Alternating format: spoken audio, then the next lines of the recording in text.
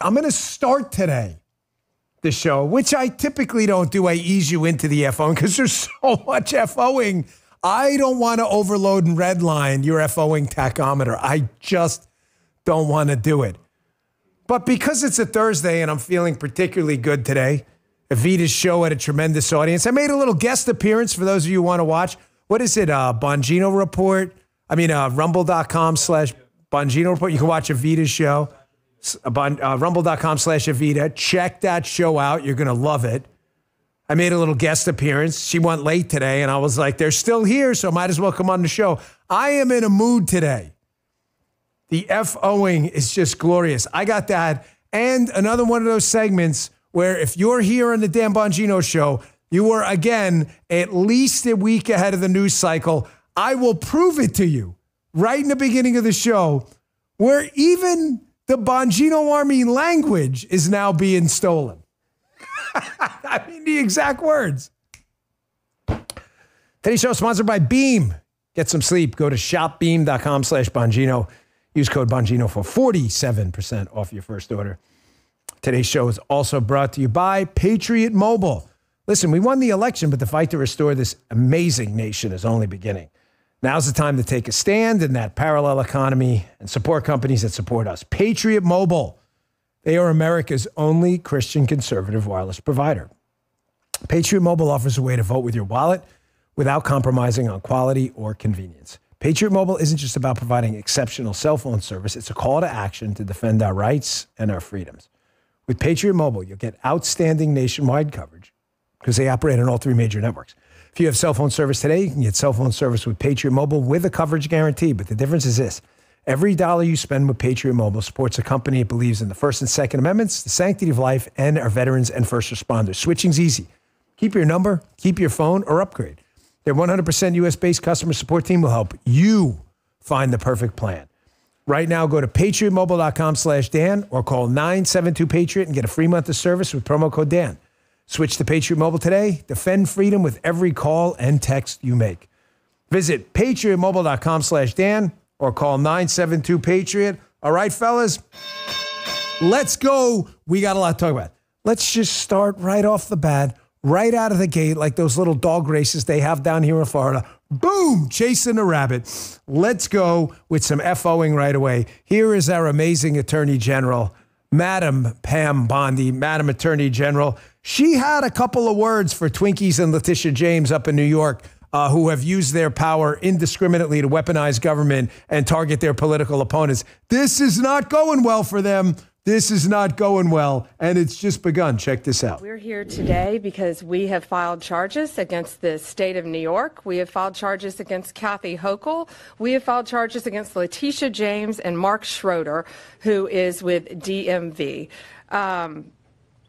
This is a new DOJ, and we are taking steps to protect Americans, American citizens, and angel moms, like the mom standing right behind me, who you're going to hear from in a moment. New York has chosen to prioritize illegal aliens over American citizens. It stops today. Yes, it does. Yes, it does. You see what happens? This is what happens when you take that boulder at the top of the hill and you push it downhill and trade your potential energy for kinetic energy. What winds up happening is you get run over by it too. So the Democrats thought it would be a good idea to weaponize the mechanics of government, the state, federal, and local level to target Donald Trump. Now, the Attorney General, thankfully, isn't doing that. The Attorney General is just enforcing the law. The Democrats, of course, will say this is weaponizing government as they FO, and believe me, they're FOing. But we have rules. We have rules. We have a border. That border says you can't enter this country unless you go through that port of entry. If you break those rules, you are here, what? Chatsters, illegally. Yes, you are an alien to the country who is here illegally, making you an illegal alien. If you harbor those illegal aliens or do anything to obstruct justice, you may have some civil or potentially criminal liability. You see how the left doesn't like that? The difference is they target us for fake crimes that don't exist, like fictitious Trump bank fraud cases where there's no actual victim and the bank wants to do more business with Trump. And yet we target them for actual crimes they commit where they break the law and they get really upset. Go, well, weaponized government. The FOing continued. I got way too much FOing. Thank you, Madam Attorney General. We appreciate it. Right out of the chute, getting started. It's not going to stop. The FOing boulder's running down the hill right now. Wall Street Journal judge lifts the freeze on Trump's buyout plan for federal workers. Judge Bongino was right again. What did I tell you guys about the judge stuff and the legal cases? Your boy Dan, right? I'm just a little part of this Bongino army. I'm not the general. I don't want to be the general. I'm not interested in that. I'm interested in being one of you. I'm not trying to be anything special. But I'm not going to waste your freaking time. I just told you the other day, don't lose your marbles over these legal cases. The left sues about everything all the time. It's why they love to stack the bench with liberal judges. Happens all the time.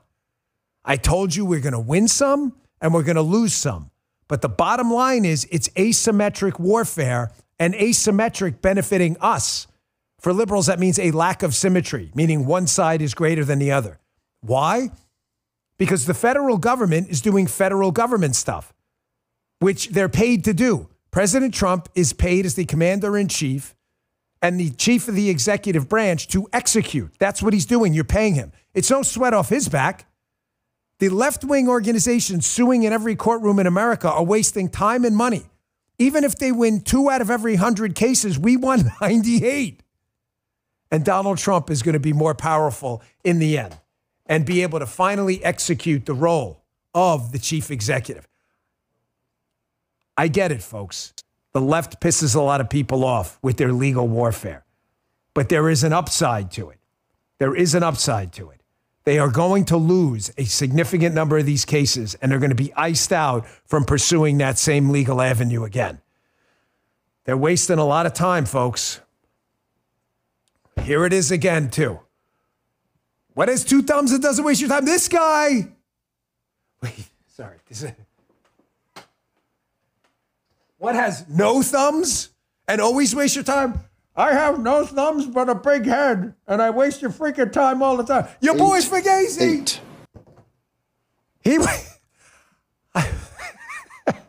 I don't waste your time.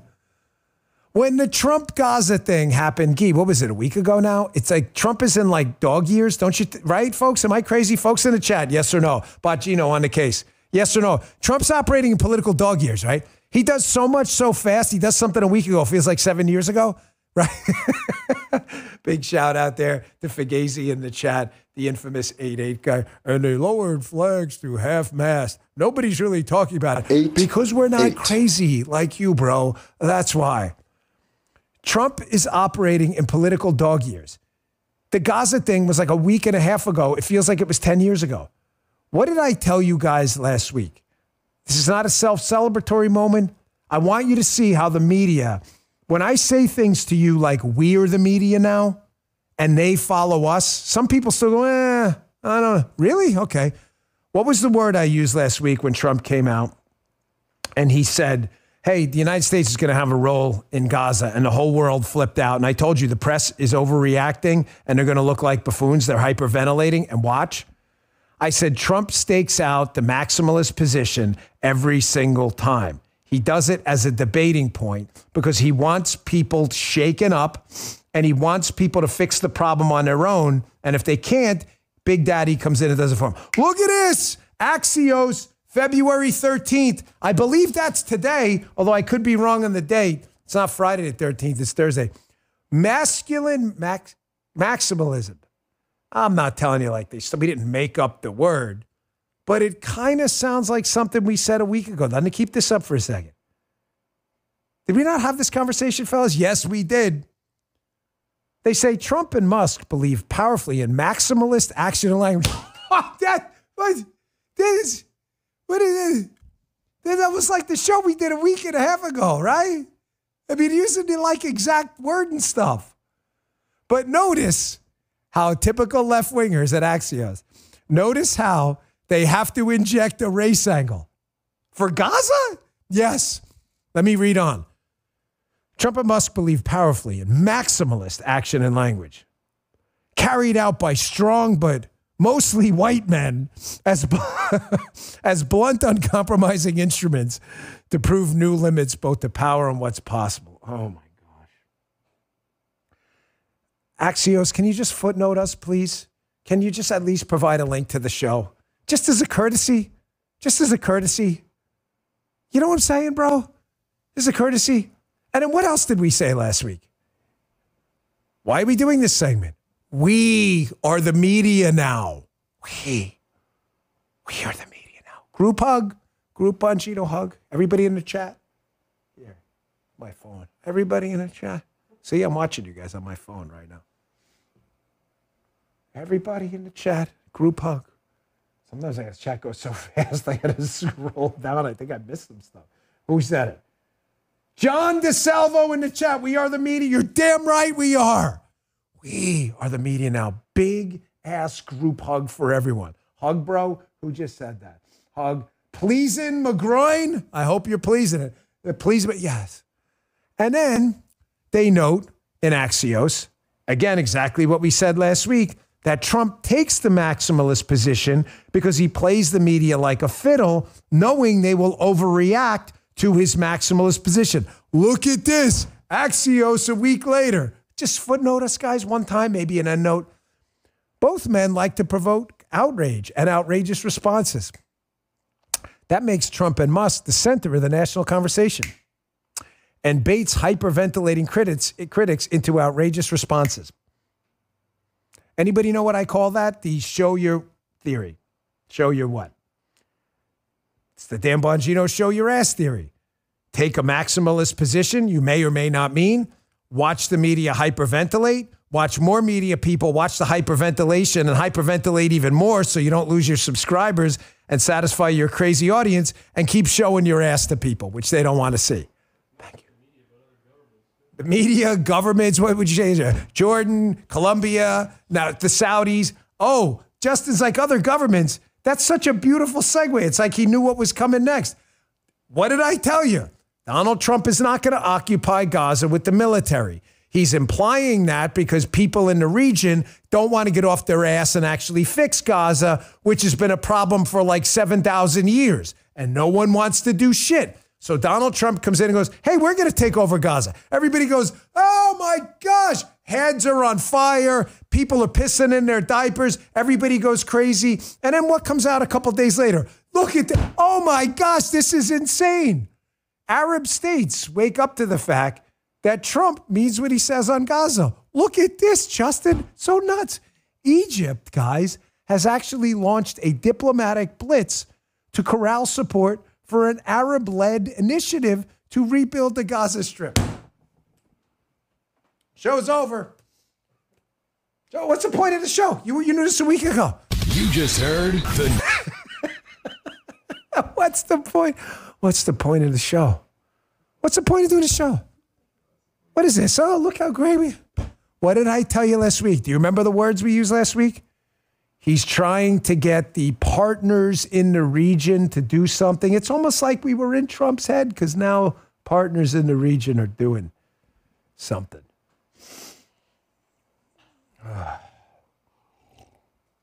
It's not blackout today. Today it's just water. I'm too wired up already. I may blackout. I may just teeter over on the desk. I had it this morning, man. Seriously, brothers and sisters. You know I love you guys, right? There's going to be a lot of stuff happening in the coming weeks, okay? Hang with me. I'm never going to steer you wrong. Do not get baited into the hyperventilating, ridiculous responses these left-wing media lunatics are. The reason we are the media now is precisely because we don't do that. We make accurate, fact-based predictions about what Trump is going to do based on what he's done in the past. We describe his strategy, and we are weeks ahead of the game. All right, moving on. Ladies and gentlemen, what's old is new again. Whereas you and I in this army, this MAGA army, this Bongino army out there, whereas you and I, we used to have this expression in the Secret Service called lift and shift. You know, something changes at a site, you don't have time to whine about it. Well, the protectee said he was going to go left and he went right. Well, freaking fix it. It doesn't matter. You can't get him shot in the head because he took a wrong turn, okay? Lift and shift. The difference with the MAGA crowd is we are very good at adopting to media conspiracy theories and general scumbaggery. We're just good at it. That's why we're the media now. The media is not. The media keeps regurgitating the exact same strategy, and it's the old banging your head on the desk and wondering why your head hurts, okay? They cannot change. It is impossible. I'm going to prove it to you right now. Big, fat, juicy hat tip to the Media Research Center. Kicking ass and taking names. Always, you got to follow them. Newsbusters, absolutely amazing group over there. Follow them on X, Facebook, and elsewhere.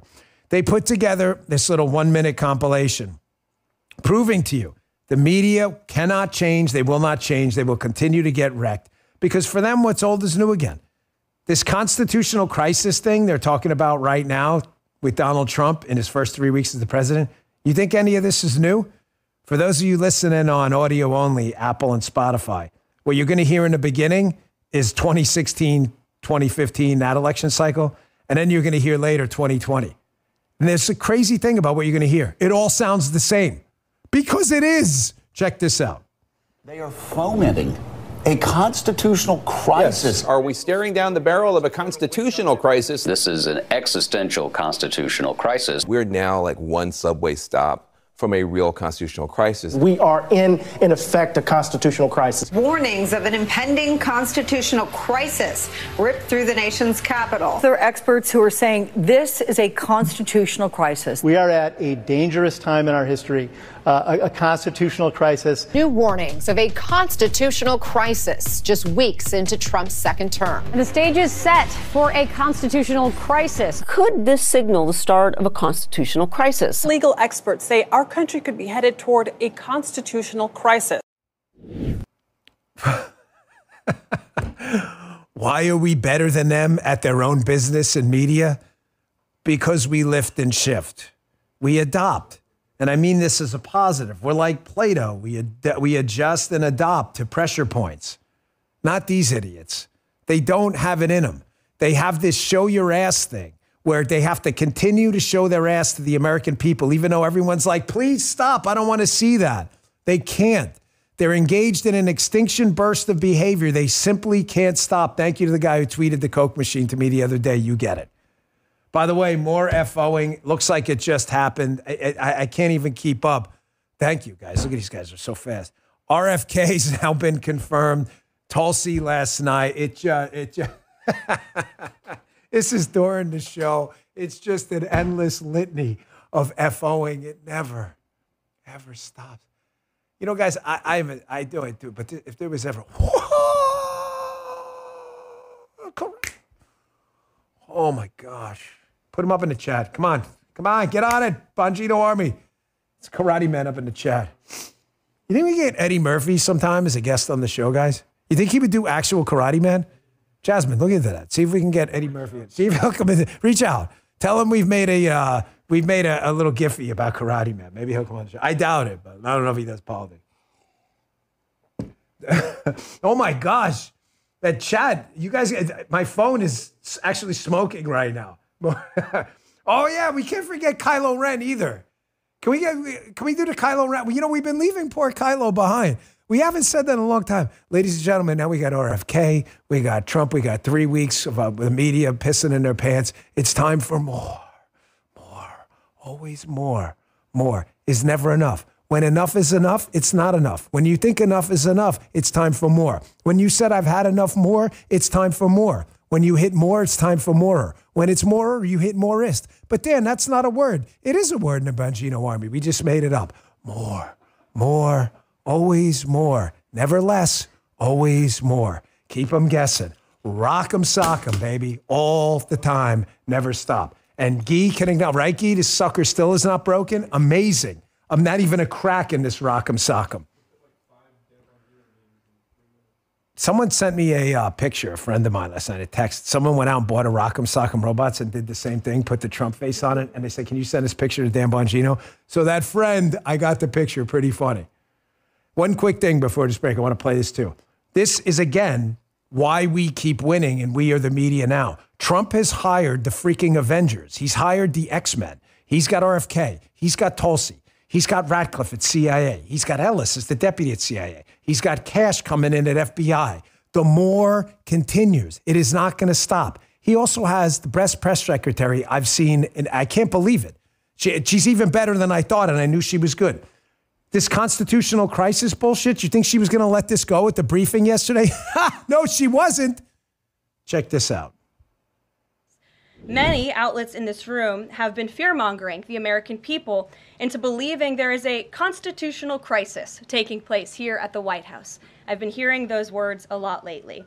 But in fact, the real constitutional crisis is taking place within our judicial branch, where district court judges in liberal districts across the country are abusing their power to unilaterally block President Trump's basic executive authority. We believe these judges are acting as judicial activists rather than honest arbiters of the law. And they have issued at least 12 injunctions against this administration in the past 14 days, often without citing any evidence or grounds for their lawsuits. This is part of a larger concerted effort by Democrat activists and nothing more than the continuation of the weaponization of justice against President Trump. I love my wife to death, and in the most platonic way possible. We love you, Carol. We all love you. We all love you. Justin, do you love her? She's amazing. He's in love. Very platonically. We don't want to be weird. We love you. This woman's amazing.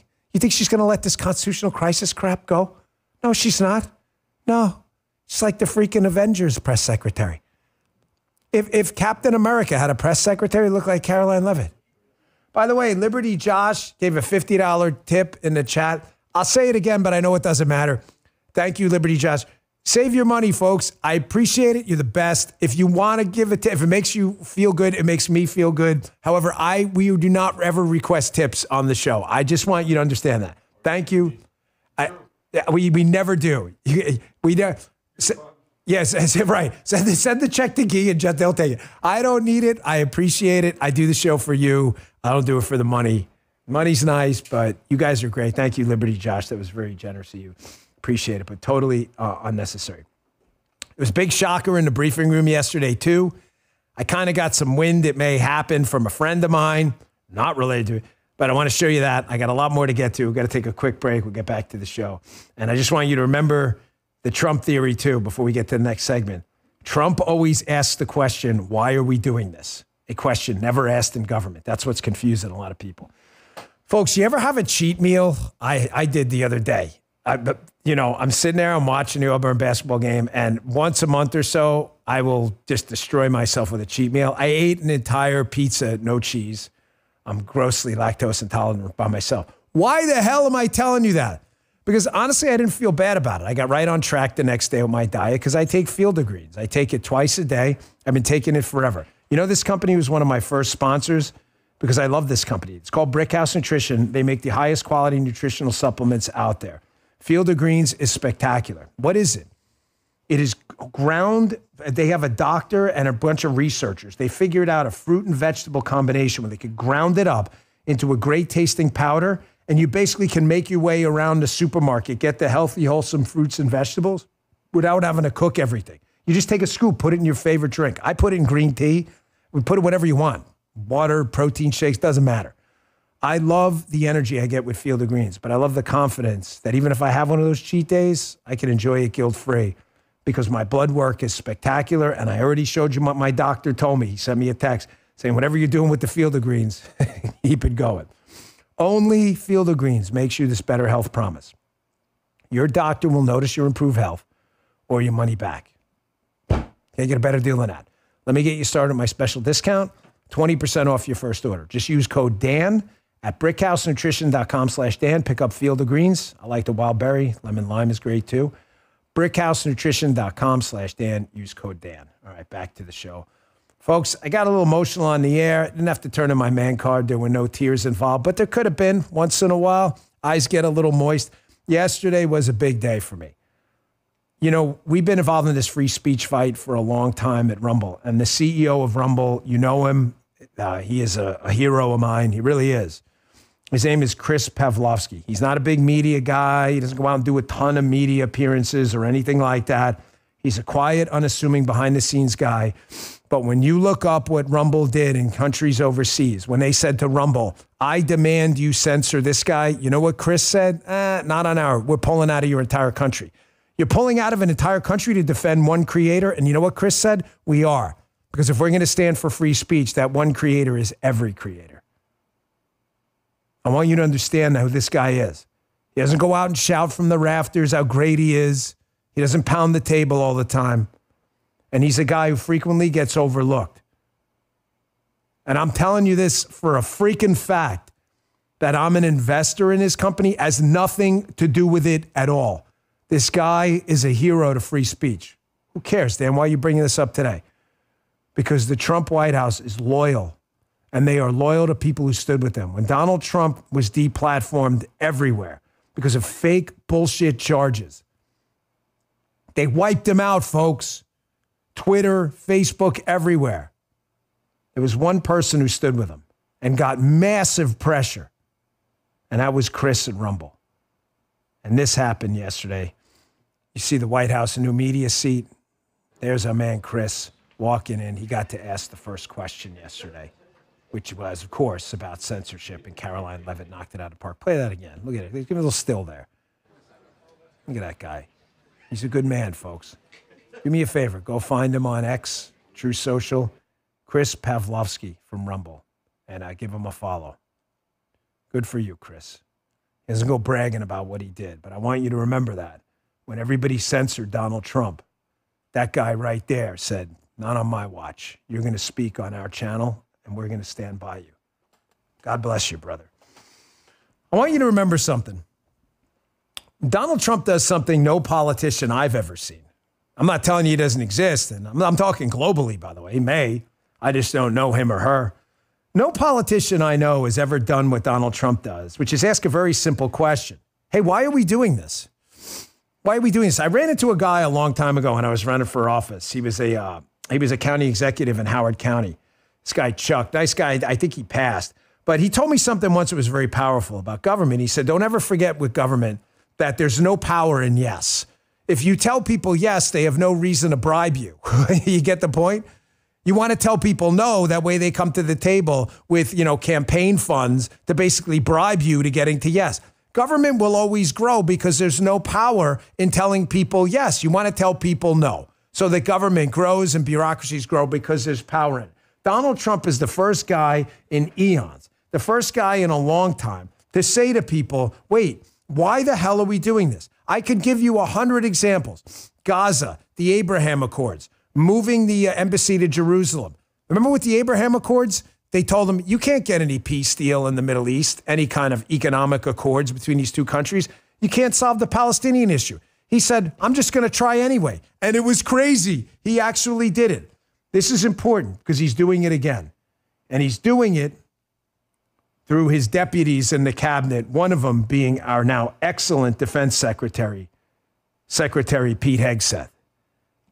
Pete's overseas right now, and Pete is shaking up. And I mean, if there's an apple cart, this guy's tossing it over.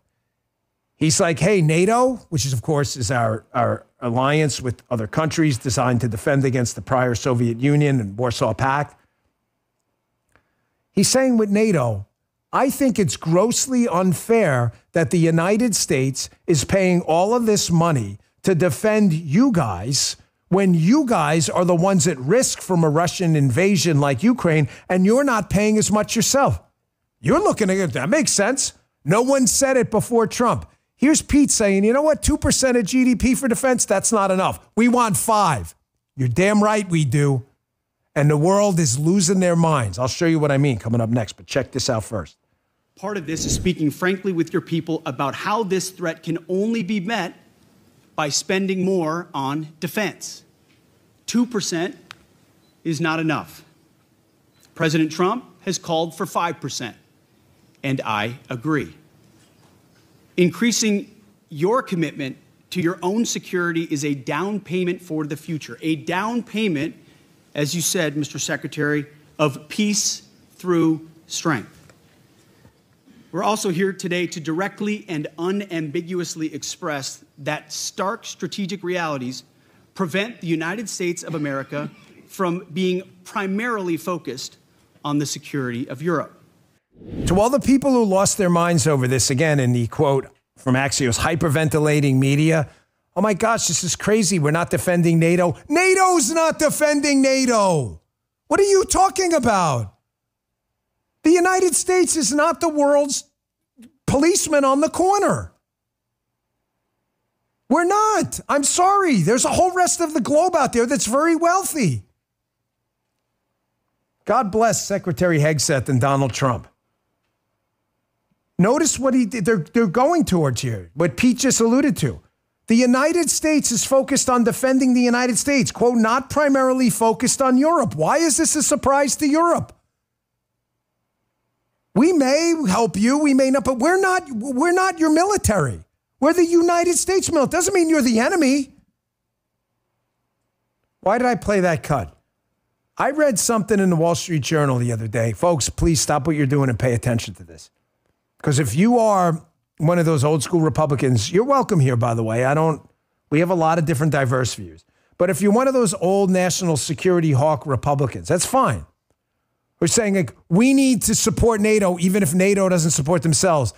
Did you read this op-ed in the Wall Street Journal? That should have been on the front page of every newspaper, because it shook me to my soul that this guy would have the balls to write this.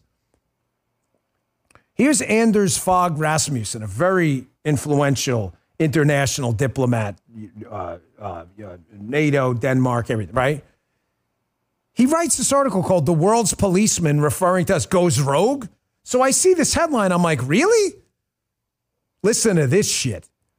He's talking about the European Union. He's like, we must build a coalition of willing European countries that are prepared to provide a robust European defense. Okay, wow, great. Look at that. We should strengthen the European Union's security dimension, move to majority voting to prevent pro-Russia members from vetoing security measures, and sign a security agreement between the EU and UK as soon as possible to protect ourselves and our shared critical infrastructure. You're probably like, wow, Dan, that sounds great. You know who he's talking about defending himself against? Us. The world's policeman goes rogue. He's referring to us. Now, you're probably thinking in the chat, so Russia invades Ukraine. NATO does very little, not all, but a lot of countries did nothing to defend actual NATO. Donald Trump's like, I need NATO to defend NATO. And the NATO countries in the EU, you're like, now we need to defend against the United States? You're like, is this like crazy pills territory? Read the whole piece if you think I'm crazy and I'm in any way misreading this. Anders Fogh Rasmussen. Hey, man, you're toying with the wrong people. This is the biggest MAGA show out there. What goes here goes right through, ripples through the MAGA sphere.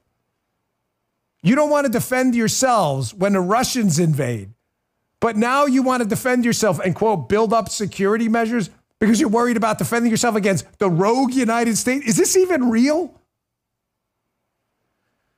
Oh, boy. You see how that apple cart, boom, and everybody's losing their mind? Here's a simple solution, Anders. If you want us to be a critical part of NATO and spend trillions of dollars defending you guys, then maybe you should spend the same amount of money, at least as a percentage of GDP, defending yourself. Just an idea, bro. Thank you. We should incorporate the left-wing euphemisms here. You need to pay your fair share. Definitely need to pay your fair share. I like that. That's creative, Justin. You're good at this. We have to give you your own show. The Justin, what do you say? Belial? What is it? Is that like French or something? We get him his own show. What do you think? A Justin show? We'll start on the weekend. He'll start covering Star Wars and stuff first. He loves that. Him and Guy. They can talk all they want about the Millennium Falcon and the mechanics of light speed.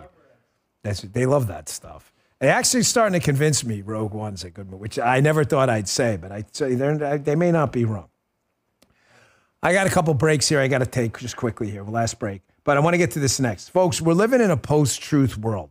And that's why spreadsheets Donald Trump hurts them. What spreadsheets Donald Trump? Donald Trump asks questions all the time, like he does about NATO, Gaza, the Abraham Accords, Why are we doing this? It doesn't work. That may sound simple to you. It's not. Politicians and media people are not used to that. That's why we're in this post-truth world. And I'll show you what I mean coming up in a minute with this Adam Schiff segment that is so hard to believe. It's hard to believe this segment actually happened. Folks, it's said that 4 companies control over 80% of the meat industry, and reports say China now controls the largest portion of U.S. pork. These companies are using tactics to crush American family farms with the additives they're putting into our food, and Americans are stuck with sketchy meat. So what can we do about it? Here's a company that comes out swinging on behalf of American family farms and food security. Moink, M-O-I-N-K. They sent me a good sample of their meats. Absolutely incredible. We fell in love right away. Said, come on board, guys. We'd love to have you. Moink's meat comes from animals raised outdoors. They deliver meat straight to your doorsteps at prices you can actually afford. Born, raised, and harvested right here in the USA. They sent me the product. We absolutely loved it. We've been eating the product 3 out of 5 nights of the week, and the other 2 were just out on the road. That's why it's amazing. It makes a difference in the meals for my family. Support American family farms. Join the Moink movement today at moinkbox.com/Bongino right now and get free wings for life. That's right. The best wings you'll ever taste for free, but for a limited time. Spelled M-O-I-N-K.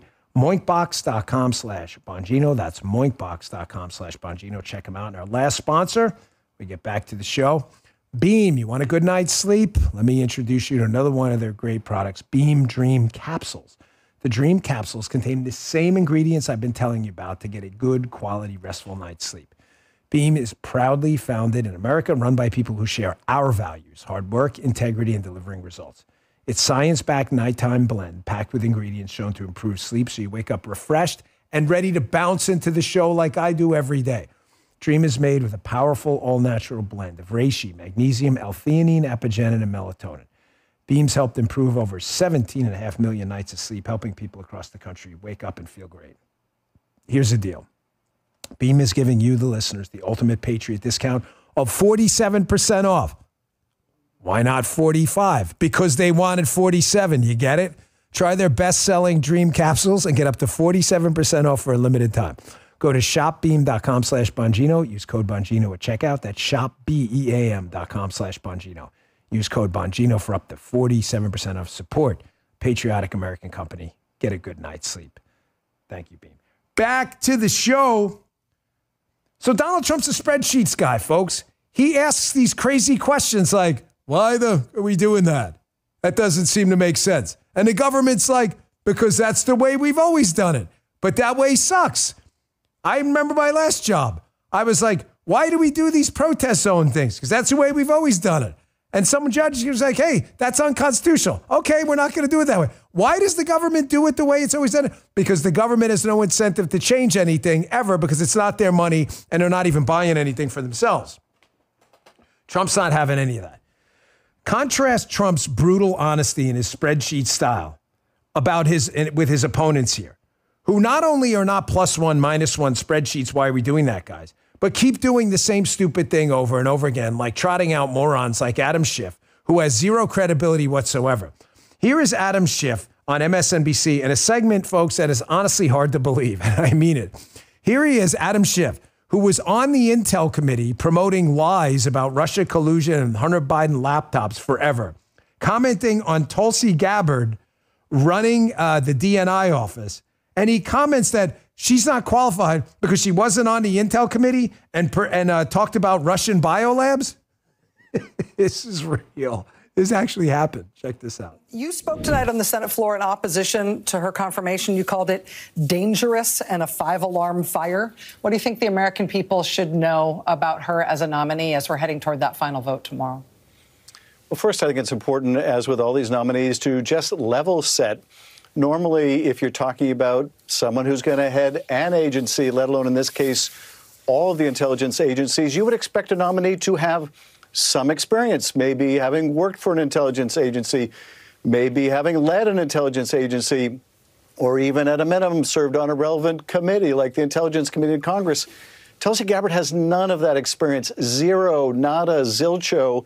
That would normally, in a normal world, be disqualifying. But she goes far beyond that. She has echoed Kremlin talking points about the origin of the war against Ukraine. She's pushed out Russian propaganda about U.S. biolabs in Ukraine.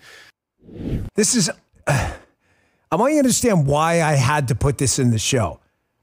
Because I do these shows and I structure them this way for a reason. I love foils and contrasts. So you've got hard truth spreadsheets Donald Trump, right? Where he'll speak the truth to you and some people don't even want to hear it, i.e. Arab world partners in the Middle East. Hey, fix Gaza or daddy's coming in to fix it. What are you talking about? We've been working on it for 50 years. Exactly, that's the problem. That's Donald Trump.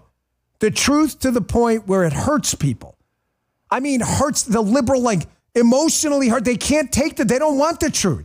They hyperventilate. They lose their minds. They don't want to be told other countries are ripping us off with tariffs. They're not interested. Contrast that with Adam Schiff and Rachel Maddow.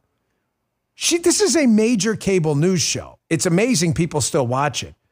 Adam Schiff is talking about how Tulsi's unqualified because she's not on the Intel committee.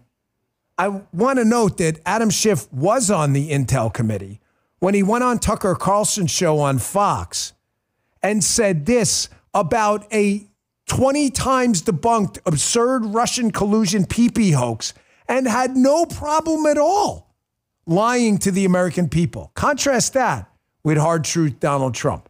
Check this out. You don't know that Tucker, the government.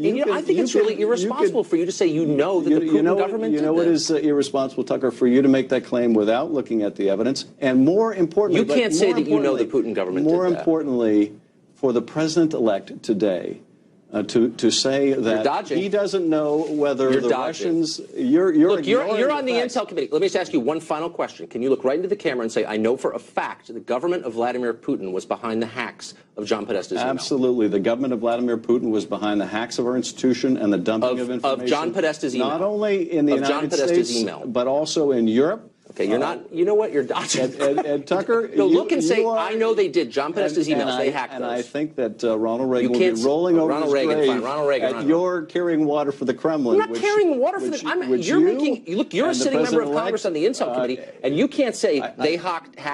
You're gonna have to move your show to RT Russian television because you know what? This That's is perfect. Just so beneath your office because it's so dumb and you're being duplicitous. This is why you really need to embrace being part of this MAGA army and be proud of it. Big group hugs. You live in the actual realpolitik world where, yes, it hurts to hear some of this stuff. It hurts to hear that NATO doesn't want to defend itself but wants us to defend NATO. It hurts to hear other countries have been ripping us off. Well, nobody's happy about that, but it's real and we've got to fix it. It hurts to hear that regional partners have done squat for Gaza in 50 years. But at least you live in reality. Do you believe these dipshits? You realize he looked in the camera on Tucker Carlson and on the Tucker Carlson show and totally made up and fabricated a story that he had evidence about Podesta's email being hacked by the Russians? He just made it up.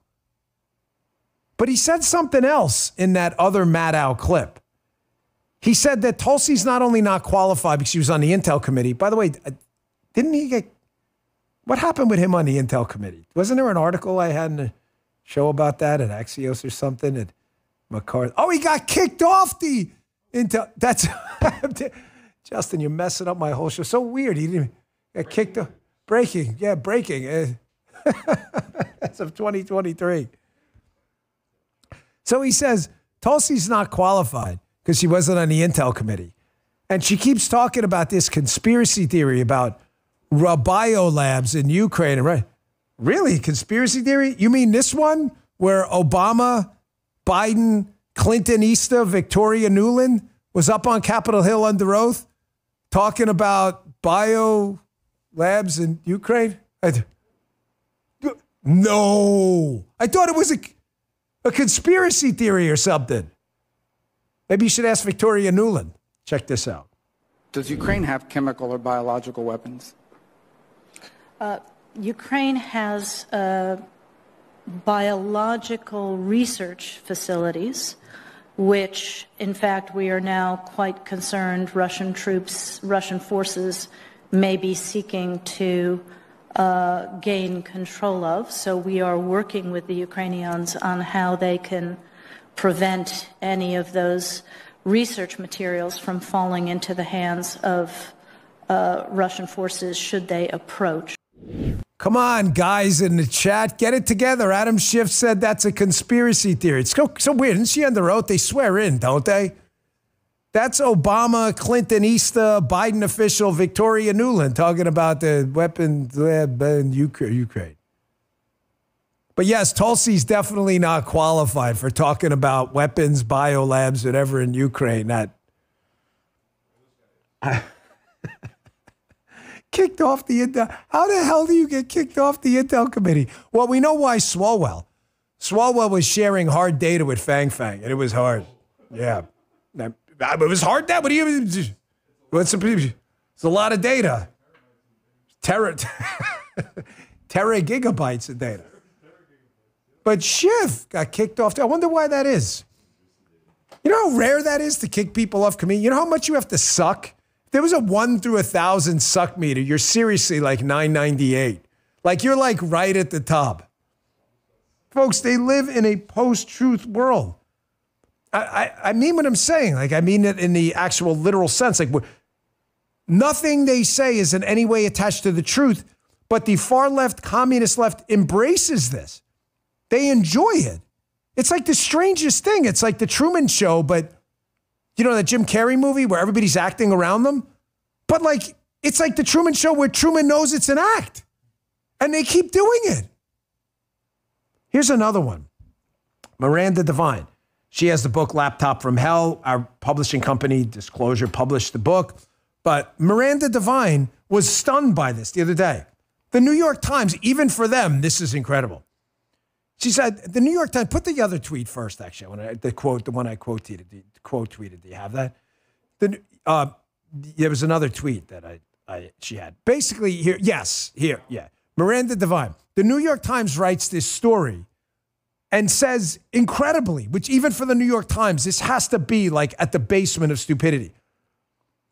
They say that without evidence that the New York Times is still in denial about the laptop from hell, that there's basically no evidence there was political influence to say this laptop was Russian.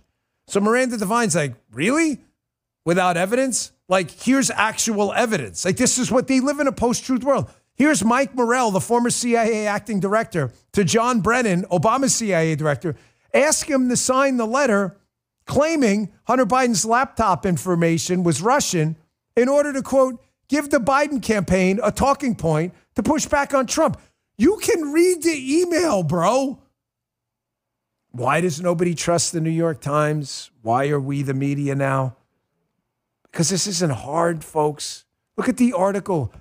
German Lopez and Lina Bentahar. Aren't you embarrassed? Aren't you a little bit embarrassed? I mean, seriously, do your parents tell people they have no kids? I mean, you wrote this? She also claimed without evidence, talking about Tulsi Gabbard, that the intelligence committee undermined reports about Hunter. What? Did you read the email? Folks, the Democrats will defend the media, every act of corruption, every lie, the post-truth world they live in, the Truman Show Act, because the entire ideology is based on a lie. The rich don't pay their fair share. Conservatives are Nazi racist. Voting laws are Jim Crow. School choice is anti-American and waste money. Nothing they tell you is true. Tax cuts cost the government revenue. Some imbecile on Twitter this morning got in it with one of my followers. Dan Bongino has no evidence tax cuts have increased government revenue. I've never said they're causal. I do have evidence that's true. It's called evidence from the U.S. Treasury. You could look it up, but you're too stupid to do that. The Democrats defend corruption, are defending the government waste the Doge is exposing, because the Democrats don't care about where the money goes. Yeah, yes, they obviously profit from it. Putting that part aside, point stipulated. I mean, again, I wrote Follow the Money to show you how Democrats profit from government. But I want you to follow me here. This is a really important point, and it got lost a little bit in the show. I sensed when I tweeted something out, some people got a little confused. the Democrats do profit from government corruption through their NGOs and sometimes directly. And this kind of informal money laundering system they have, give it NGOs, pay Democrat lawmakers, donate. But even then, if you were profiting, imagine it's your business. You don't want fraud in your own business, right? Because it's less money for you, correct? The point I was trying to get at yesterday is you would think even Democrats that profit from big government would be interested in weeding out fraud. Is this point making sense, Justin? Because it's more money for them. So people are asking me, well, why don't they care about the fraud? Because, folks, all they care about is control of the money. The government has to control your money no matter what. And they know they can't do it because the government can't even paint a color by numbers book.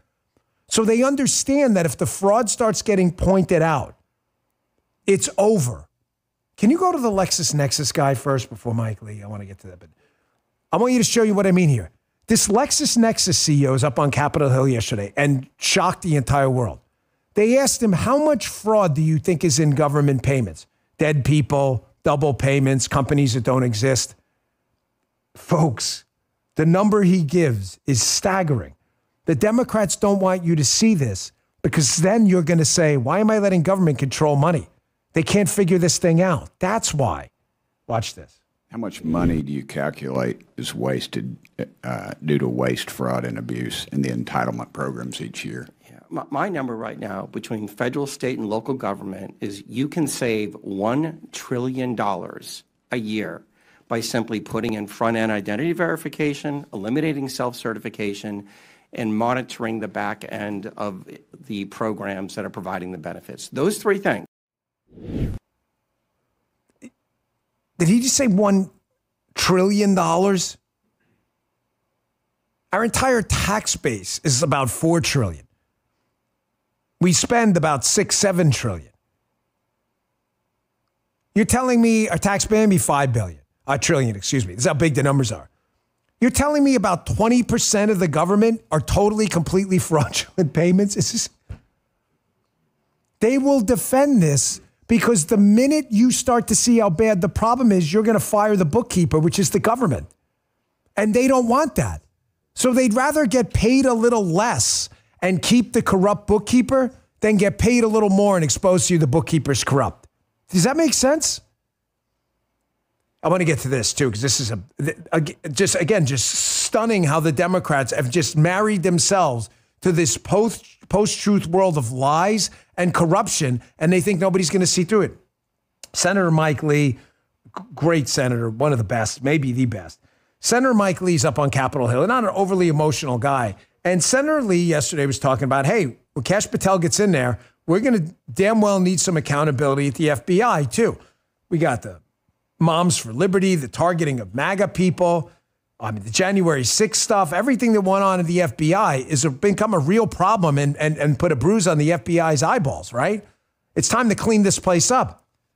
So Mike Lee is talking here specifically about getting rid of evidence where they can, getting rid of agents where they can find they acted either corruptly or outside of their duties or responsibilities. He's not talking about political retribution at all. Listen to what he says and watch the crazy response from Senator Mark Warner from Virginia, because they don't want you looking into corruption, no matter what. So they try to distract you with shiny red object stuff. Watch this. To say that people in those agencies, and again, it's not all of them, but it's certainly some of them, and there will be an effort to figure out who was a bad actor and who was not.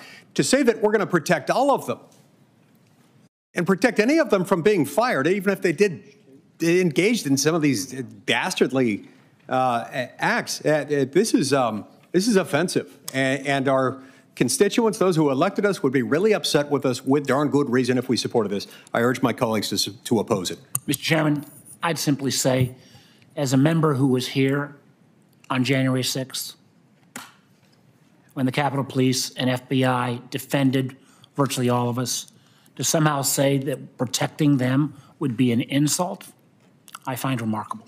Mr. Chairman, that is not at all what I said. And I want to be very clear for the purposes of the record that in no way, shape, or form is that what I said. I made no reference to any of the people who are protecting us. I'm talking about those people. They know who they are. The Trump administration at some point will figure out who they are. I'm talking about those people who engaged in politically weaponized, indefensible acts. We should not immunize them. Not on my watch, not on our watch. I oppose it. Amen, Brother Mike. You see how Mark Warner, who's not a stupid guy, Democrat hack senator from Virginia, has to distract you from the argument in their Truman Show post-truth world? Mike Lee is talking about evidence of hardcore corruption within the FBI. And what does he talk about? Well, the people who protect us. That's not at all what he said. At all. Contrast that with Spreadsheets Trump. They did something wrong. Why they still work here? Got to go. See ya. But people are going to say you're throwing grandma off a cliff. I really don't care. We live in a truth realpolitik world.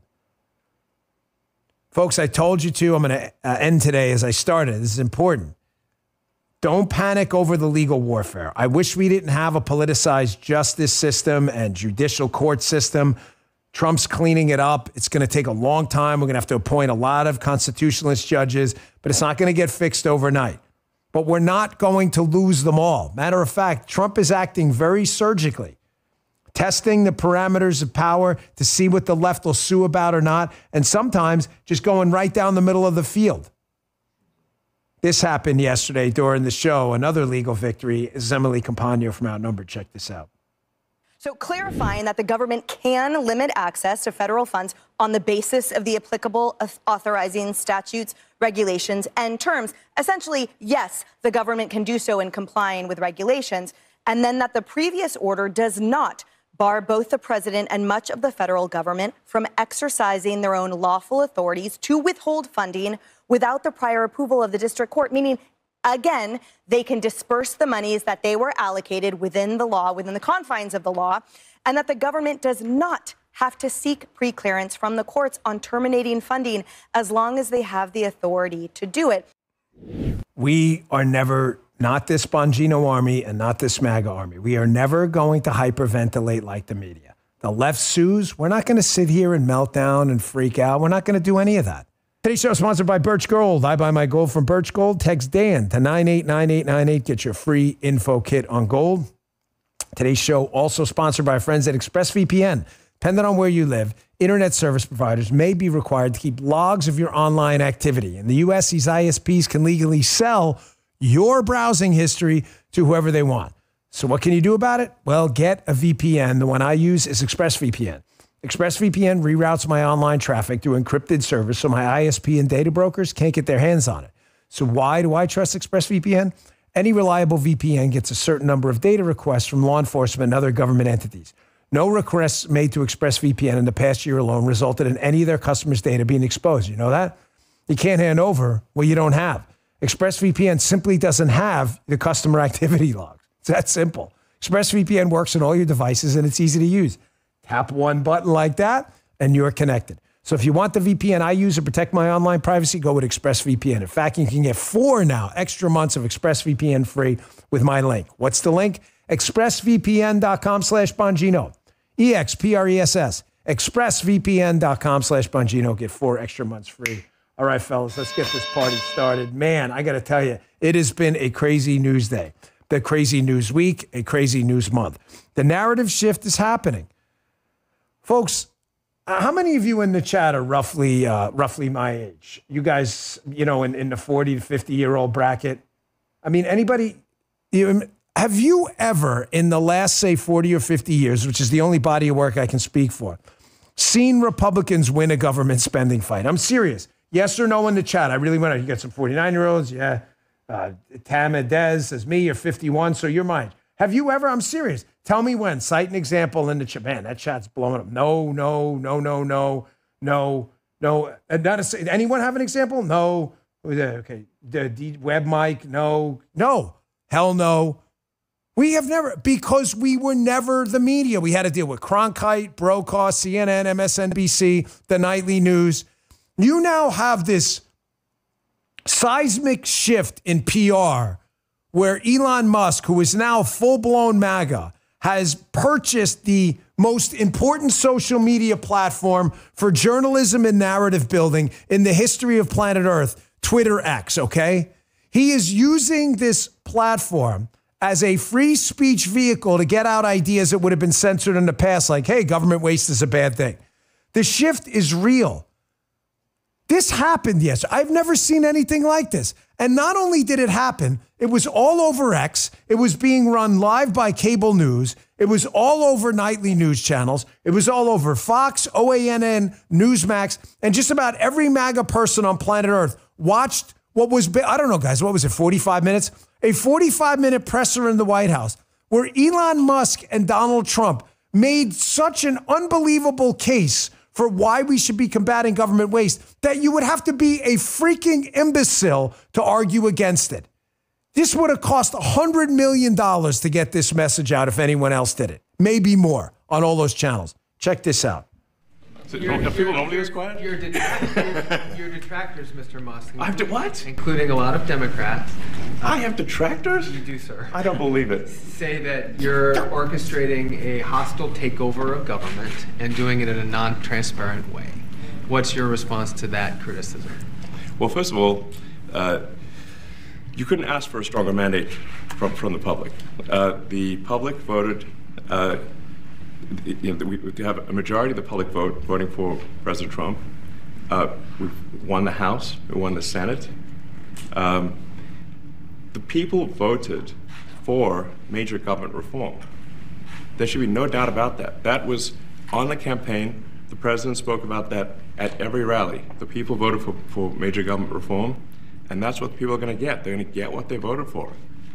And a lot of times, that people that don't get what they voted for. But in this presidency, they are going to get what they voted for. And that's what democracy is all about. I need you to understand this as my brothers and sisters in this now growing Bongino army, and it's such an honor to have you here. To do what they did yesterday and get an hour, it wasn't prime time. I forget what time it aired. It was during the Will Cain show on Fox. It was in the 4 o'clock hour. By the way, excellent show. Will's doing a great job. Huge ratings, by the way. 4 o'clock hour. It went on for about 45 minutes as presser. Folks, it was everywhere. To get that kind of penetration into the cable market, broadcast market, social media market, TikTok, Twitter, Facebook, you're seriously looking at a bill, I don't know, $50 million or more. Trump has the bully pulpit. And for all those people out there, these dipshits who just do not understand Donald Trump, it's all about Trump. It's all about Trump. He's never going to cede the microphone to anyone. Donald Trump seemed, you guys watch it? Was just sitting there like, go ahead, Elon, make your case. Did you see him interrupting at all? I didn't. Did I miss something? And I thought Donald Trump was an egomaniac who makes it all about him. Didn't seem to be doing that yesterday. Argue Elon's point. If you were a liberal lunatic or moron watching my show in the chat trolling, knock yourself out, but it only adds to our chat. A simple question. What did Elon say that bothers you? Look at this. Snapshots and sound bites, folks. Look. Look at this. You can't beat this imagery right here. Argue against what he's saying. The people voted in the House, in the Senate, and in the presidency for a guy who ran specifically on a big free market and a smaller government footprint. And Elon said it right. You're getting exactly what you voted for. Argue against it. Make the case. Love to see it. You can't. I'm going to leave this story here because I got a ton of stuff to get to, including a big victory for, I told you this was going to happen. We are the media now. And when I say me, I mean all of us. It's not about this show. I love this show. It's my show. I'm proud of it. You got Charlie out there. You got Bannon's show. You got Shapiro, The Daily Wire. You got Dana, Clay and Buck. These are technically in the market for me competitors. But for my ideology and my activism that comes first before the job, they're not competitors. They're allies. And I want you to always remember that. It's all, thank you, Justin. I'm all about spreadsheets, folks. I don't get emotional. Clay and Buck have other stations. Fantastic. That's great. Because activism comes first.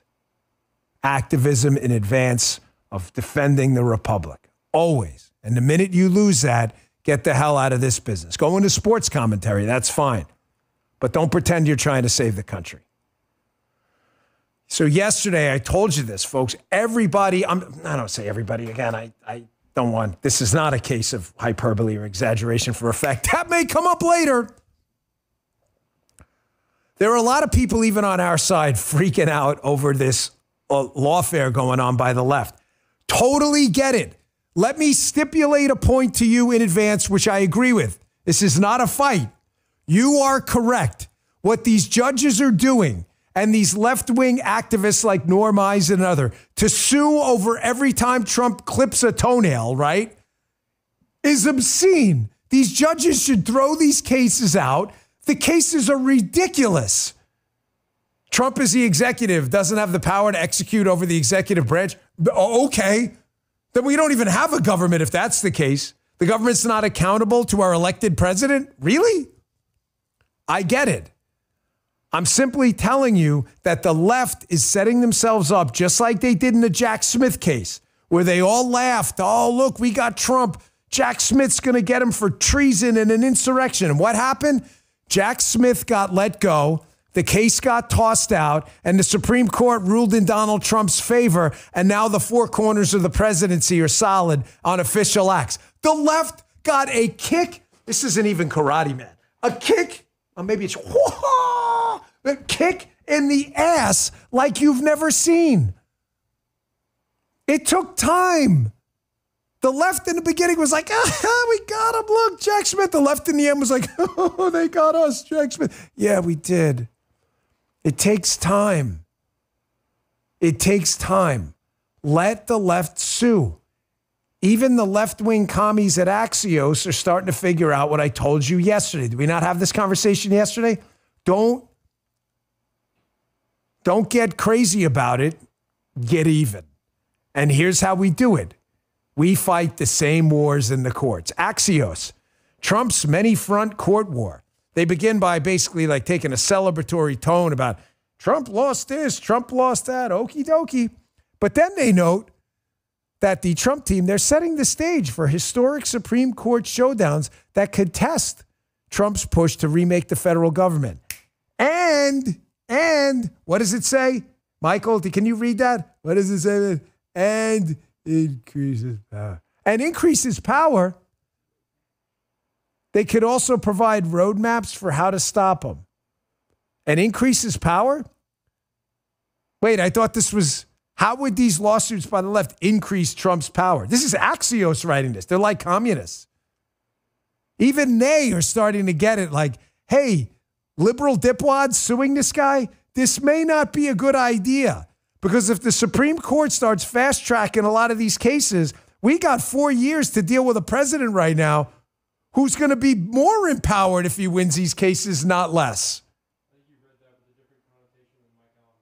Yeah, I think so, too. You are correct. I definitely put an accent on different points than Mike Allen. But those are the words, are they not? Mike Allen is a very smart guy in this case. Don't freak out. We are not going to win every court case. You have too many judicial activists on the bench. That's why it's important to win the presidency, because he's the one who nominates judges. It's also important to hold the Senate so we can confirm them. And now that Harry Reid dumped the filibuster, we have a majority. We need to get constitutionalists on the bench and not politicians like the liberals do. You see how important it is now? That's why I told everyone during the midterms, you got to vote down ballot. Oh, Dan, these Senate Republicans are assholes, a lot of them. Correct, some of them are. But I'd rather have them than a liberal who's going to vote for a politician on the bench. So one other quick news story before I get to the deal maker in chief and how you guys were weeks ahead of the news cycle. Yet again, a lot of people asked me to comment on this. Libs of TikTok. Just in, Ron Rowe, who was the acting Secret Service director, has now retired, is leaving the Secret Service. There are a bunch of people like, oh, Dan. No, there already is a new director, folks. It's Sean Curran. I know Sean. I wish him the best. I hope I have not spoken to him about this. I've spoken to some other people. I've not spoken to Sean. We will one day. I hope he's working on reforming the Secret Service. I'm optimistic, but guarded on that. But Ron Rowe was going to be a disaster. I'm glad he's gone. It's not personal. I've known Ron. He was never unkind to me. He was not a leader of the Secret Service, okay? I'm sorry. He was part of that chain of command with the 2 assassination attempts. So he's out. That's good news. We wish Sean Curran the best. Sean's a man with dignity. He's got a lot of courage, and I hope he fixes the place. Let's see. Again, I don't get emotional about it. It's all about spreadsheets. Folks, I know there's a lot going on, but if there was ever a story where you guys, the Dan Bongino Army, beat the media by a week on a story, I mean, we beat them by more typically, but the news cycle comes at us so fast. If you beat them by a day, we should be lucky. I told you with the Gaza thing that happened last week that this is a bigger story than Trump proposing a U.S. involvement in Gaza, of course, which is in the Middle East, between Egypt and Israel there. The story is bigger. It ties back to the beginning about narrative shifts, how the media has now lost control. The old school left-wing commie media has forced themselves into a reactionary box where if they don't react immediately and negatively to anything Donald Trump says, the subscribers on their outlets go away. The Washington Post, the New York Times, and these other MSNBC, CNBC, they have subscribers now, whether it's through cable or subscribing to the outlet. These people are crazy anti-Trump lunatics, a lot of them. They're expecting instant gratification. So what has it done? Follow me. This is important, okay? Really important. It has forced these people to instantly come out against anything Trump says ever before they understand Trump's deal-making skills. Now, we beat the media yet again when I told you to hold. The deal maker in chief, Donald Trump, strikes again in Gaza. I told you what he was doing there, and if the dumbass media would have just listened, they wouldn't be sitting here with egg on their face.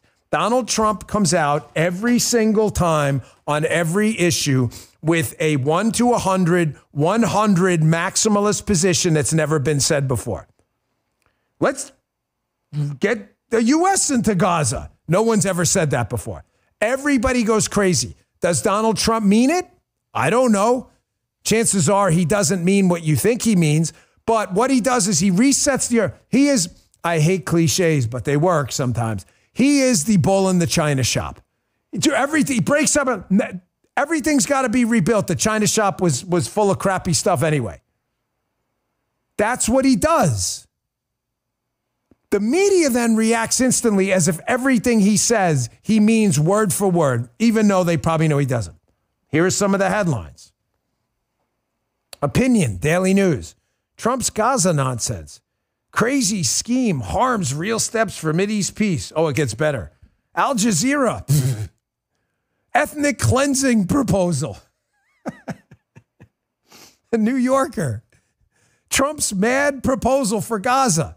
The idea that the U.S. would have a role in rebuilding Gaza so some Palestinians could go back and actually live in a place that functions. Here is the AP. This is my favorite. Trump wants Egypt and Jordan to take in Palestinians from Gaza. Here's why the idea is rejected. The judges ruled. You guys really suck at this. Here is yesterday in the Oval Office. For those in the liberal media who need a lesson in geopolitics, this is King Abdullah from Jordan. Wait, put up that AP headline again, if you would, guys. What did you say?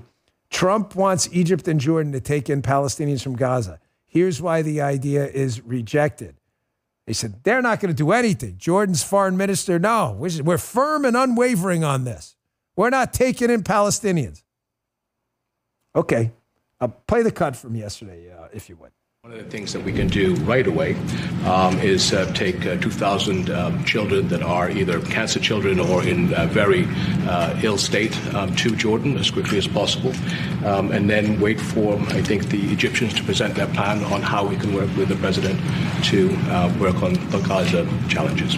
So I want to tell you, excuse me, wait, just please. I didn't know that what you just said, 2,000 children with cancer or other problems, and that's really a beautiful gesture. That's really good, and we appreciate it. Did he just? I thought. Wait, put up the AP headline again. Jordan's foreign minister rejected the transfer of Palestinians as firm, and it says that right there, right? Firm and unwavering. I'm just checking. Oh, it does. Can you put up the text? Firm and unwavering. But he just said they're going to take in some Palestinians. Look at that. Oh my gosh, it does say that. It's so weird. I thought I missed that. Michael just said it right. Colombia, we're not taking in our own people. Okay, massive tariffs. Okay, we'll take in our own people. Canada, screw your damn tariffs. We're not doing anything. Okay, we're going to do a fentanyl task force at the border. Mexico, we're not doing squat. We're not doing anything. We will shut down the border, 10,000 troops. If you just would have listened to your boy, Dan. You said it right, Justice. It doesn't even take a week. At 24, it happens in like 12 hours sometimes.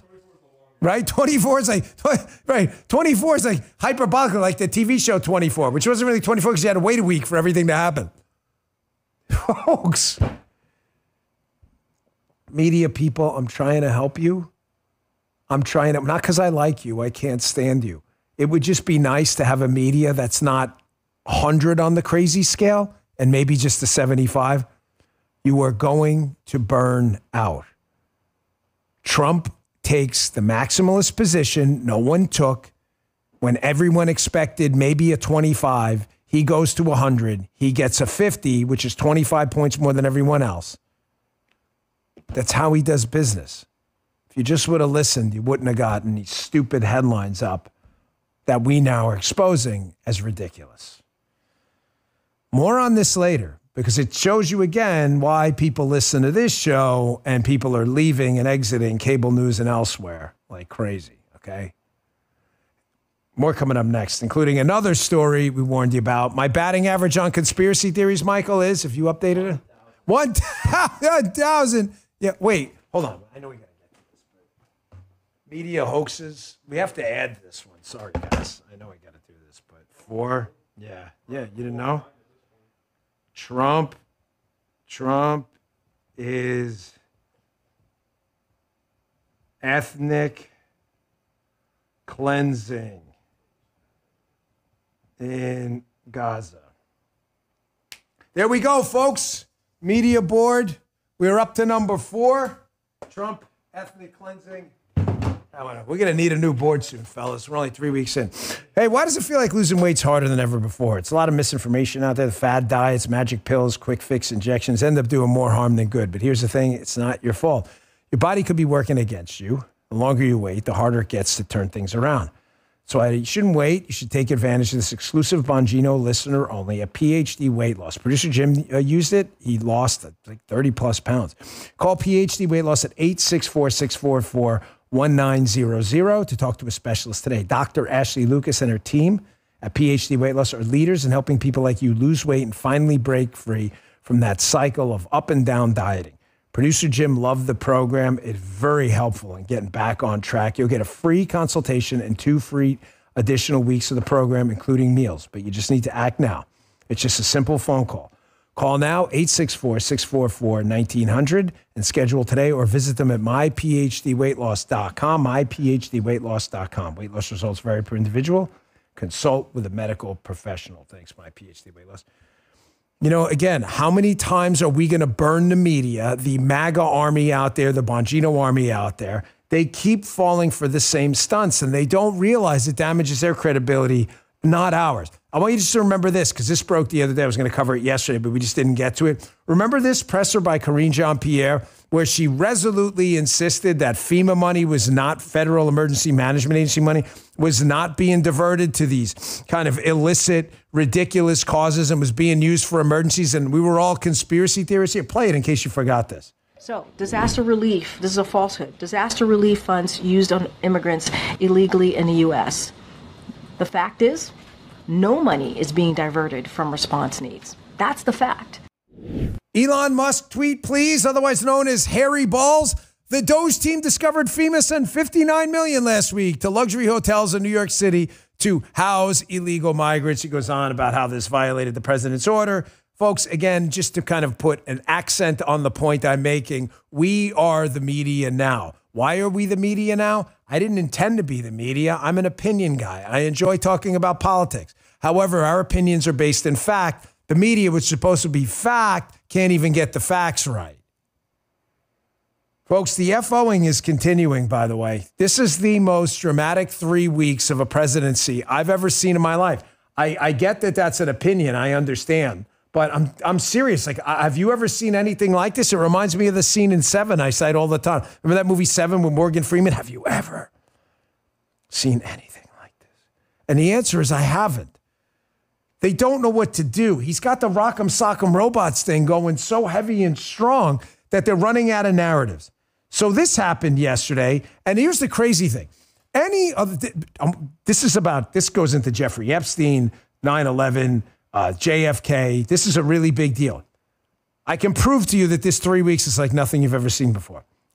George W. Bush, Ronald Reagan, George H.W. Bush. Any of them authorizes a committee to look into 9/11, Epstein, JFK, the MLK assassination. This is a front page story for weeks, correct? It would be front page story all over the world. This happened yesterday. This is a great congresswoman from Florida, Anna Paulina Luna, about a committee being set up to investigate these things and declassify information. And folks, the news cycle is so fast and furious, like nothing we've ever seen before. This barely cracked the news. Check this out. When our founding fathers stood against tyranny, they did not merely oppose taxes. They defended the sacred idea of individual sovereignty.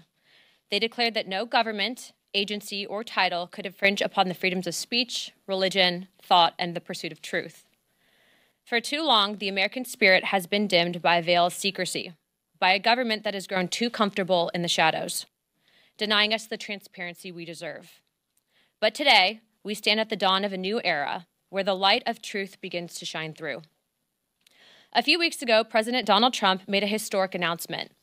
With the stroke of a pen, he committed to declassifying the files concerning the assassinations of President John F. Kennedy, Robert F. Kennedy, and Dr. Martin Luther King Jr., a decision not just monumental, but pivotal.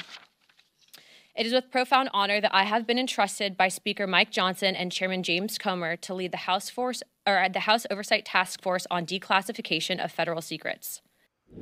And just perfect timing, Tulsi Gabbard just confirmed his DNI. Folks, have you ever seen anything like this? This is so important. Why is all this important? Why am I covering this task force on Epstein, 9/11, the assassinations, MLK, JFK? Why am I covering this? Because I put this in all caps so I didn't forget to pass on the big tattoo on your brain message. There is simply no trust in government institutions left. Folks, I'm going to tell you something that's hard to hear because we're not believers in government at all outside of military and our constitutional functions. We're just not. Government's failed us so many times. We can't go on like this. We can't go on like this. You've got seniors out there living their lives by their next Social Security check. That's paid by some government bureaucrat who took your money in the past. You've got to be able to trust that these people aren't stealing and wasting your money. That's just one of thousands of examples. At the state and local level, there we go, breaking Tulsi Gabbard. Yes, again, the freaking news cycle is punishing. This happens during the show. I can't even get to a show without the FOing. This is the FOing saying. It literally says the FOing continues right there, right here. We need a Zoom overhead in the new studio so I can just like refer to it and you can zoom in on you think I'm messing with you. The FOing continues. Your kids go to public schools, many of them, funded by your taxes at the state and local level. You got to be able to trust that these people are there to educate your kids and not for some other jobs program. We can't go on like this, man.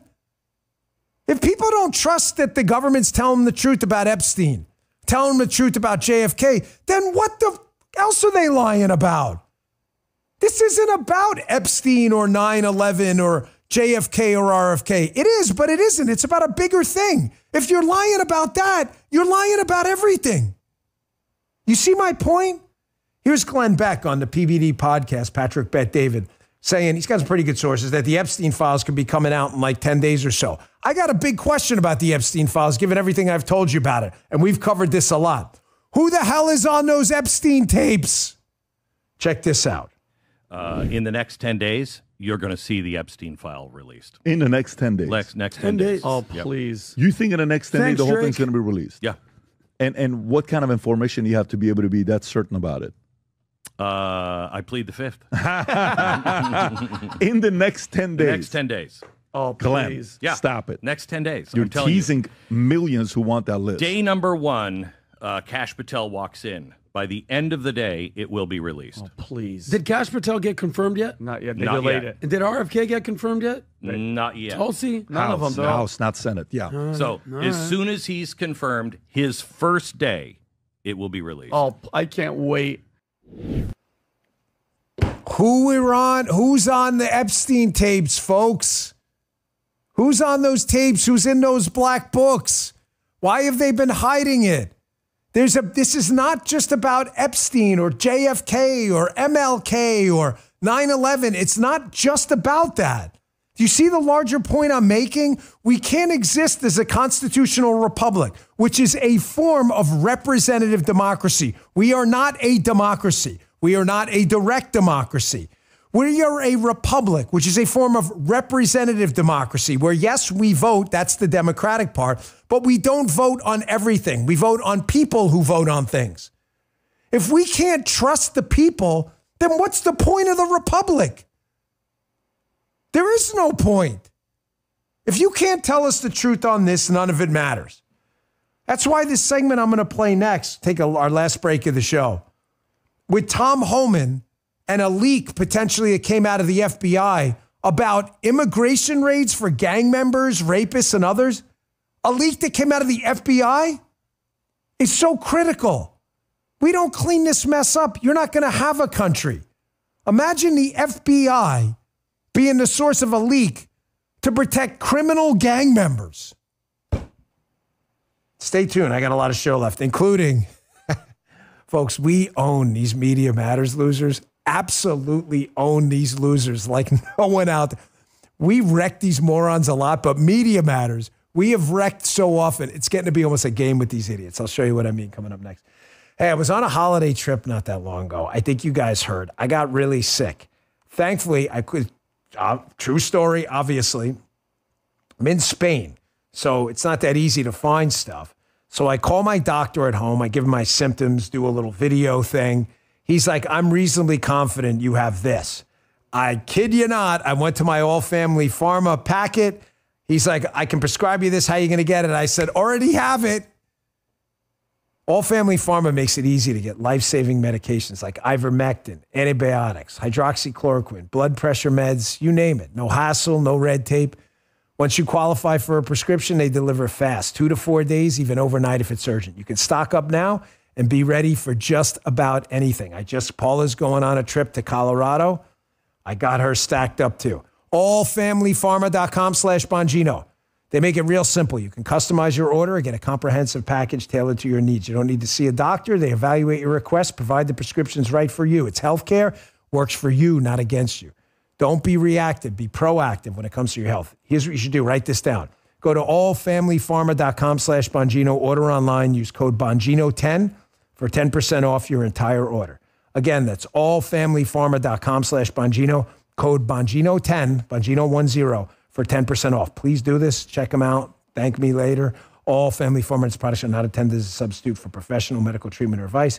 Consult with your healthcare provider. And our last sponsor today, Armra Colostrum. Folks, you asked me for my life hacks last week. I gave you my protein shake, my superpower protein shake that I love. It has a lot of ingredients. What was one of the things I told you? I put 2 scoops of Armra Colostrum in every protein shake. It's one of the best kept secrets of industry insiders for a really long time. Now it's gone mainstream because everybody knows it's great. Armra Colostrum, ARMRA, has thousands of people reporting transformational benefits, tens of thousands of 5-star reviews, life-changing stories. Armra Colostrum is a proprietary concentrate of bovine colostrum. It harnesses over 400 living bioactive nutrients that can strengthen the barriers of your body and help fuel cellular health for research-backed health benefits. Armor Colostrum can strengthen immunity and gut health, improves fitness and metabolism. It's my go-to. Skin, hair, radiance. Worked out a special for my audience. Get 15% off your first order. Go today. Pretty excited about this product. TryArmra.com/Dan or enter code Dan to get 15% off your first order. That's TryArmra. TryArmra.com/Dan. These statements are products not been evaluated by the FDA and not intended to diagnose, treat, cure, prevent any disease or condition. Statements and information are not a substitute for alternatives seeking care from your healthcare provider. TryArmra.com/Dan. Check them out. All right, back to the show. Folks, this is why people have lost faith in institutions. To the folks in the FBI out there, are you missing this? I want to have a serious conversation with the executives running the FBI right now, because I know, like anyone else, you can tend to live in an insulated bubble. You can. Every job has it. We get lost in jargon and all this stuff. Do you not understand that the public is ready to give up on you altogether? We cannot have a country like this. We need someone fighting for counterterrorism, gathering intel on foreign threats to the United States. There are, people robbing banks out there. This is serious stuff. Do you understand you've lost the public trust? Do you think stuff like this is helping? Here's Tom Homan on Fox the other day talking about a leak about an immigration raid for serious criminals that they believe came from the FBI. Check this out. Tom Homan. Tom, where are these leaks coming from? Well, look, we think it's coming from inside. And we know the first leak of Aurora is under current investigation. We think we identified that person under investigation right now. The California leak, Secretary Noem, she's correct. Some of the information we're receiving tends to lead toward the FBI. But I talked to the Deputy Attorney General all this weekend. They've opened up a criminal investigation. And they have promised that not only this person lose their job and lose their pension, they're going to go to jail. They're going to criminally prosecute. So we're all over it. You are going to go to jail. Do you understand that?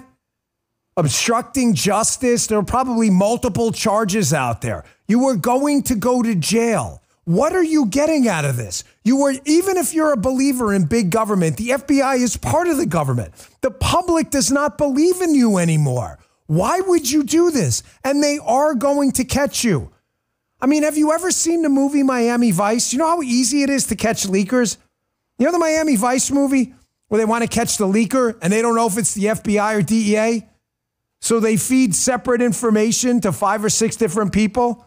And then when the leak gets out, because it's there, they know exactly where it came from. Are you stupid? You're going to go to jail, man or woman. You signed up for the FBI. Do you know how hard it was for me in my last line of work? How hard it was for me to listen to these stupid Obama speeches about big government, but I always took my job as serious as a freaking stroke because I swore to do a job, not to be a politician.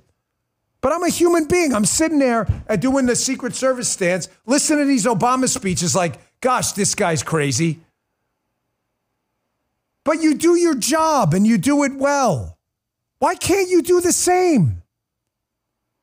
Guys are killing us over there, man. Hope Cash cannot get over there soon enough. Folks, shifting gears, but I told you there'd be more later on the media thing. We are the media now. And they are panicking. They have tried everything to stop us, folks.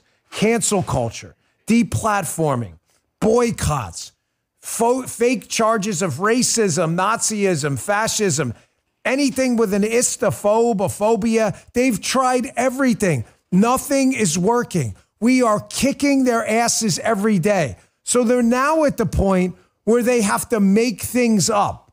So I rarely cite these losers, but because they are so irrelevant now and losing steam, now what they're doing is grasping at straws. This is Media Matters for America, a total shit show of clowns and losers who've been so defenestrated right now.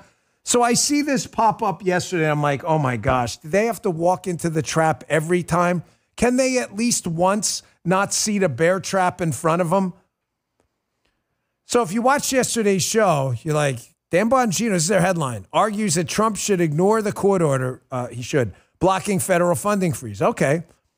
Bongino also said Trump should set up a courtroom in the White House and just start making judicial decisions. Huh. I said something before that, though. Do you guys remember what it was? Do you have that by any chance? Oh, look, they do. So weird. What did I say right before Trump should set up a courthouse in the White House? Here's my suggestion before I play this video. Again, I'm speaking hyper. Here's my suggestion before I play this video. Again, I'm speaking hyperbolically, obviously, but it's meant to accentuate a point. Play that one more time. I'm going to be sure I said that. Here's my suggestion before I play this video. Again, I'm speaking hyperbolically, obviously, but it's meant to accentuate a point. Now, there's two possible scenarios here, folks. The absolute life loser dipshits with mommy problems at Media Matters don't understand what the word hyperbolically means. Intentional exaggeration for effect, meaning not reality, or they do know what hyperbolically means, and they're just lying to you and making you believe that Dan Bongino actually wants Donald Trump to set up a scarecrow Batman courtroom in the East Room of the White House with the wig on. Now, I'm going to venture towards the second because they're scumbags over there, and I keep getting this stuff. Why don't you sue these people? Because folks, it's just not worth your time. It's just not. I'm just making the point. Do you understand why we're the media now? Because a bunch of leftist clowns who don't read, probably can't, saw this headline. Someone read it to them. And yesterday, all over X, they're like, oh my gosh, they wanted to set up a courtroom in the White House. If they just would have went and actually done 5 seconds of research and listened to the show, they would have seen it was a joke intended for effect because I said it was a hyperbolic intended for effect. Who? The Media Matters staff. No, they don't even want to put a name on it. You understand why we're the media now? Now, keep in mind, these leftist dipshits, when their own losers like Ayanna Pressley go out and say something like this, which I'll be candid with you, I don't think she meant it. I think she slipped up. She may, I don't know. Notice how Media Matters is silent. Did Ayanna Pressley, squad member, just say yesterday she wants to work with Americans or companies that want to censor Americans? I don't know. Play the cut. Look, let me tell you something. I'll take a bit of umbrage here. I'll speak on behalf of my colleagues. I think I can say we are all willing to work with anyone who's serious about doing the work of censoring the American people and advancing progress. But they are not serious. So I'm just curious, where's the Media Matters staff on that one? And she says, notice, she says she can speak for her colleagues. She sure would agree that she's willing to work with anyone that wants to censor Americans. You see how we tell people the truth? She probably slipped and didn't mean to. She probably may or may not.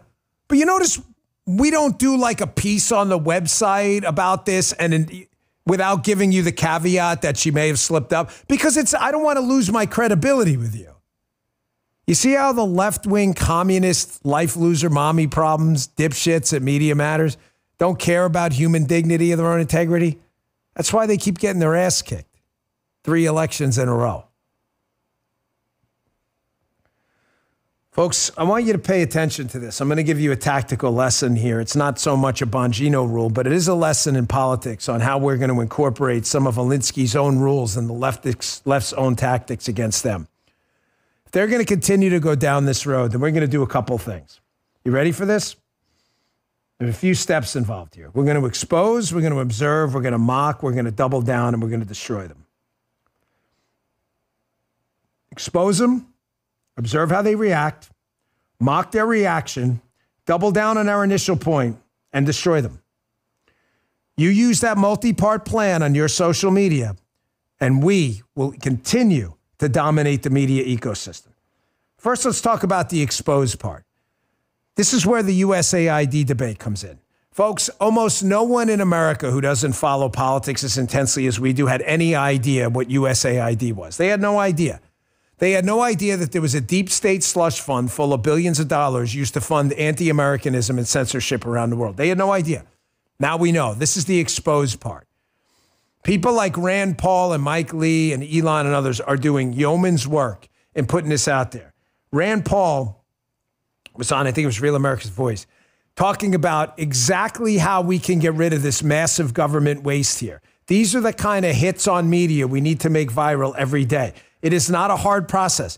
Donald Trump agrees not to spend money allocated by Congress. It then goes back to Congress as a rescission. There's only a simple majority needed to say we're taking the money back. We need to understand the mechanics of this when we expose the process. Check this out.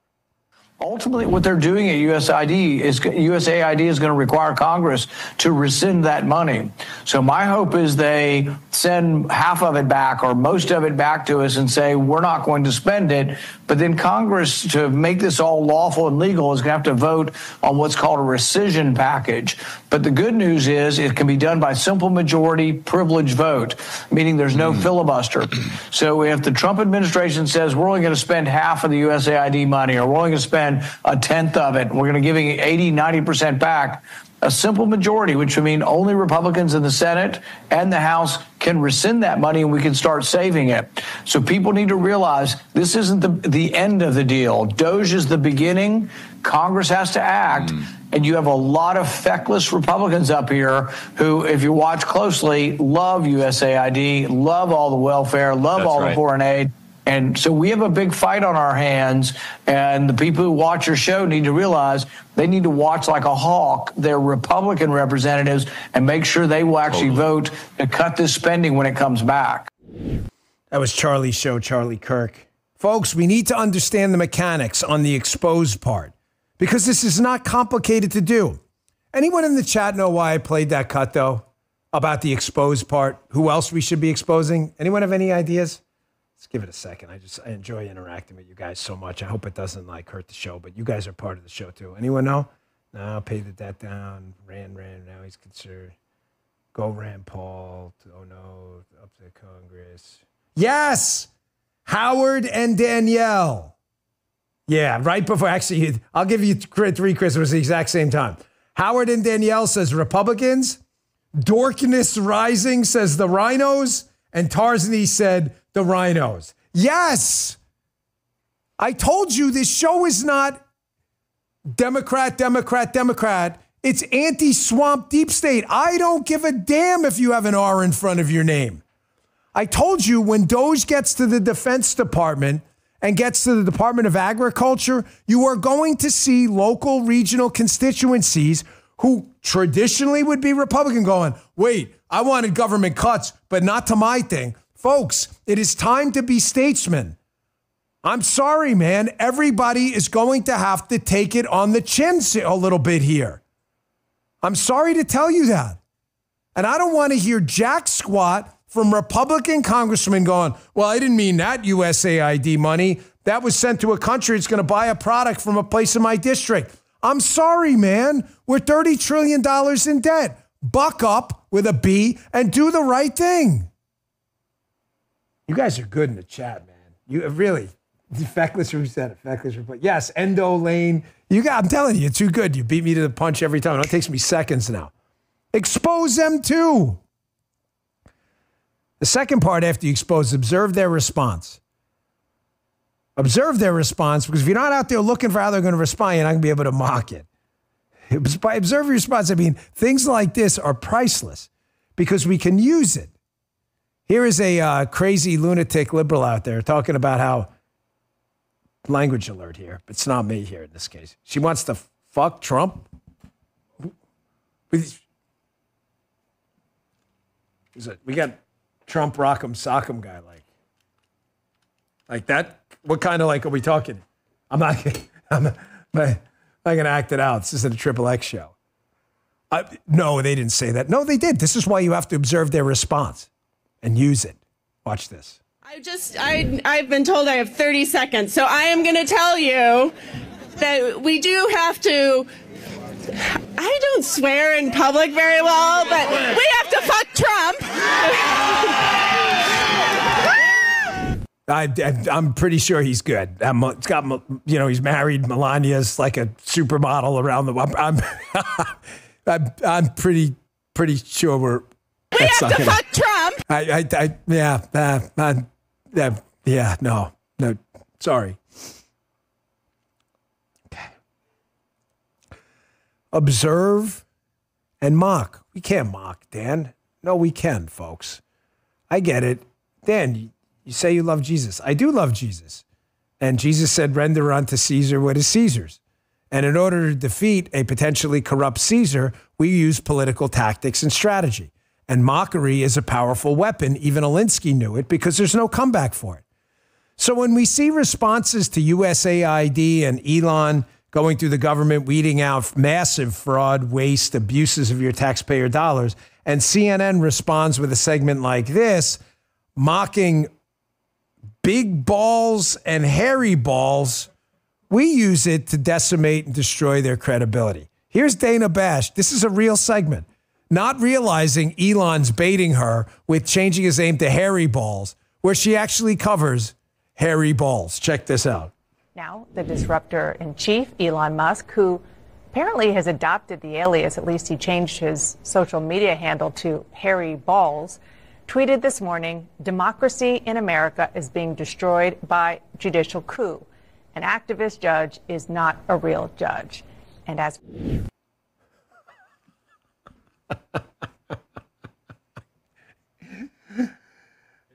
Elon is the GOAT of baiting these people. Well, Trump's the GOAT of getting them in a corner. You know, I said yesterday, Trump is an expert at making people choose in a Hobson's choice, which isn't a choice at all. In other words, defend the indefensible, fraudulent government waste and spending, or don't defend it and your gravy train dries up. Either way, you lose. Elon does this too. He goes on to X, his own platform, changes his name to Hairy Balls, and CNN, who you're trying, the left at least, the crazy radicals are trying to take seriously, I guess, for a minute, gets baited into covering a segment about big balls and hairy balls, which of course we mock on our show to show you how stupid these people are. But mockery has a purpose too. I understand fully, because I've told you often, that the left doesn't care about hypocrisy. They care about hierarchy. They don't care about taking two opposing positions on an issue at all. They don't. So why would we expose it? What's the point of mocking them for hypocrisy? Because we're not trying to convince the 20%, 30% of the population that are left-wing communists. You're never going to get them.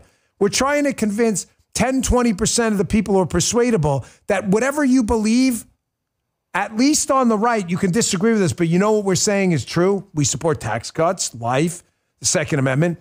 Everything the left tells you is bullshit. Here's Elizabeth Warren, hat tip Mace Moore, and hat tip before Western Lensman for that other cut. It was great. Oh, no, that's someone coming up next, right? Hat tip Mace Moore here.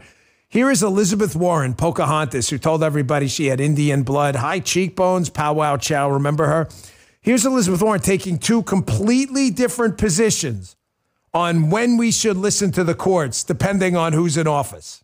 Check this out. We have a Supreme Court that has basically jumped the guardrails and is out there giving power to the president, saying that the president can commit any act that the president wants, saying that Congress cannot authorize agencies to act. So we've got a Supreme Court that is actively undermining our democracy. My view right now is the courts are where we are hanging on to our constitutional structure.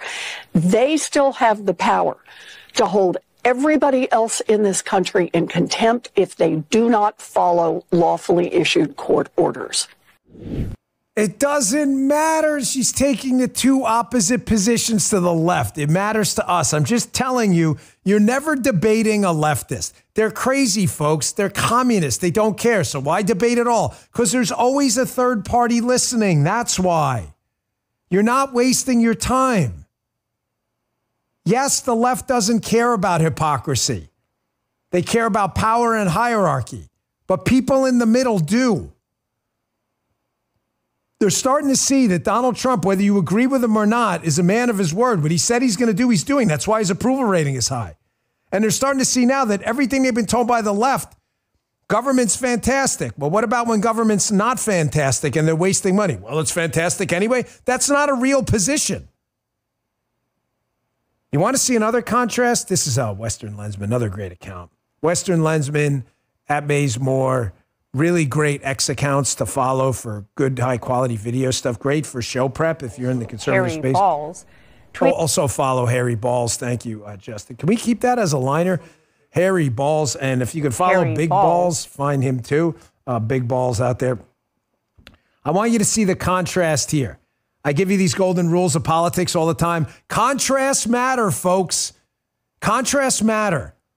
A cold plunge is a whole lot colder if you jump out of a sauna. It doesn't matter that the temperature hasn't changed. It's still 47 degrees. It feels colder because relative differences matter. I want you to watch the contrast between possibly the best vice presidential pick we've had in a long time, J.D. Vance, and this utter buffoon we had last time, Kamala Harris. J.D. gave an amazing speech yesterday on AI.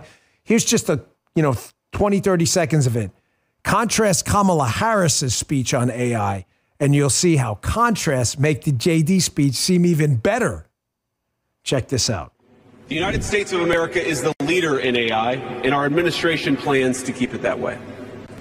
The U.S. possesses all components across the full AI stack, including advanced semiconductor design, frontier algorithms, and, of course, transformational applications. Now, the computing power this stack requires is integral to advancing AI technology. And to safeguard America's advantage, the Trump administration will ensure that the most powerful AI systems are built in the U.S. with American-designed and manufactured chips. AI is kind of a fancy thing. It's, first of all, it's 2 letters. It means artificial intelligence. But ultimately what it is it's about machine learning. And so the machine is taught. And part of the issue here is what information is going into the machine that will then determine, and we can predict then, if we think about what information is going in, what then will be produced in terms of decisions and opinions that may be made through that process. Ladies and gentlemen, I would say presented without additional comment, but I do have to, I'm telling you, JD is the guy.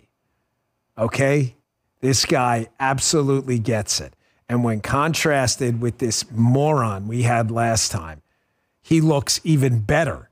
If that was a 9.5 speech, it's a 9.75 after listening to the other one. AI is 2 letters. Really? We could have never guessed.